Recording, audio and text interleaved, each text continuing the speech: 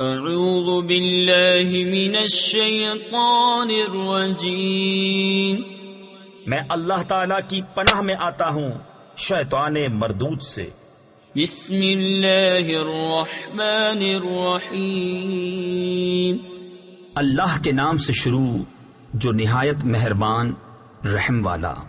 والضحى واللیل اذا سجى ما ودعك ربك وما قلى۔ چاشت کی قسم اور رات کی جب پردہ ڈالے کہ تمہیں تمہارے رب نے نہ چھوڑا اور نہ مکرو جانا۔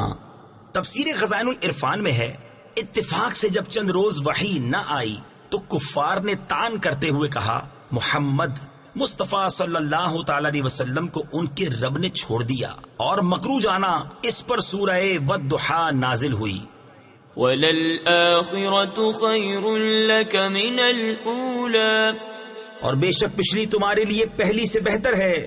تفسیر خزائن العرفان میں ہے، یعنی آخرت دنیا سے بہتر، کیونکہ وہاں آپ کے لیے مقام محمود و حوض مورود و خیر معود، اور تمام انبیاء اور رسل پر تقدم، اور آپ کی امت کا تمام امتوں پر گواہ ہونا، اور آپ کی شفاعت سے مومنین کے مرتبے اور درجے بلند ہونا، اور بے انتہا عزتیں اور کرامتیں ہیں۔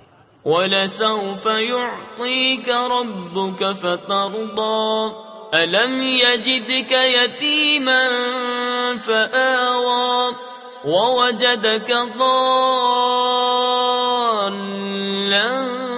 فَهَدَىٰ، وَوَجَدَكَ عَائِلًا فَأَغْنَىٰ، فَأَمَّا الْيَتِيمَ فَلَا تَقْهَرْ، وَأَمَّا السَّائِلَ فَلَا تَنْهَرْ، وَأَمَّا بِنِعْمَةِ رَبِّكَ فَحَدِّثْ۔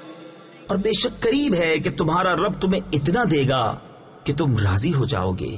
کیا اس نے تمہیں یتیم نہ پایا پھر جگہ دی، اور تمہیں اپنی محبت میں خود رفتہ پایا تو اپنی طرف راہ دی، اور تمہیں حاجت مند پایا پھر غنی کر دیا۔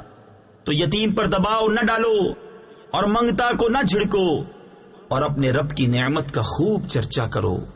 صدق اللہ العظیم۔